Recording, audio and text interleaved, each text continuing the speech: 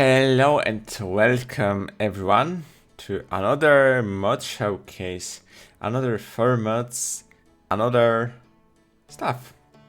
Enjoy! We start with our first mod, which is called Belt Glow. Yeah, so as you can see, it just does what it says.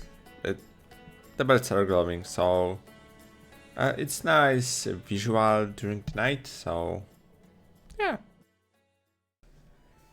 Another mod, it's called Spaghetti Belt Tools. Well, do you know when you have, for example, something like this, where you have your main belt with a splitting section, the split goes down, and then you know, you're creating all of the mess. For example, there is another belt going on and it splits here and it has to go here, you know, basically spaghetti.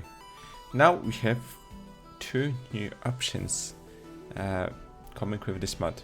So first of all, spawn belt thread upgrade tool. So you can see all the options when you hover over it. So, for example, you can press here and you will upgrade this belt. Yeah, it goes all the way between splitters. So, for example, you can split red belt into 2 yellow belts, so it has a little bit more sense when it goes like that. We can also downgrade it by right clicking, as you can see. Then with pressing shift we can upgrade all of the belts. You can downgrade it also the same way. The same goes for multiple belts, so one left click, it just small section, shift click, upgrades everything. Great. And we have another option, which is to simply, for example, remove one belt or remove belts after the splitter, something like that. Yeah, it removed that because this is now actually one belt. Yeah. And it should work here also. So when we shift that left click, it's gone. Easy. So when you have spaghetti base, this is perfect for you. Science group. It's a very cool mod, I must say. It is simple, but I think it's very useful, especially when you are playing modded Factorio. Well, it simply does what it says. So we open our inventory, we have science group. This is where we have all of our science packs that we are unlocked. Yeah, it's actually great because it works with modded science packs. So that is great, and also it's way easier to navigate because usually you have science packs in your production tab on the bottom, and well, it's great when we have only the vanilla science packs, but if you have, for example, Pianodon or anything else that adds a ton of new science, Space Age for example, it can be messy, especially when you also get a lot of new stuff that you can craft in production, not correlated to science, but to crafting. Yeah, so great mod. Yeah. And our last mod for today is Rail Signal Planner. It is again very simple but very powerful mod that, let's just say, it helps with suffering. So you know that you have rails in Factorio and trains. Normally you would just place rails and then you have to like manually add stops. You can of course then just copy that and paste it, but then you have issues like that. Now we have something different. We have, first of all, this. Second of all, we have this. Let's start with the bottom one.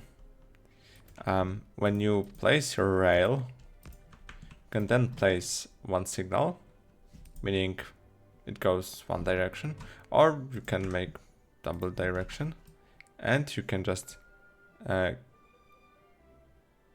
okay, so then let's go with one direction, and it's automatically blueprints where you have to put your rails signals. Yeah, I don't know why it wasn't working with one way, but sure. There is another option here. You can, oh, that's probably the reason, but you can adjust settings here correlated with also the blueprint option.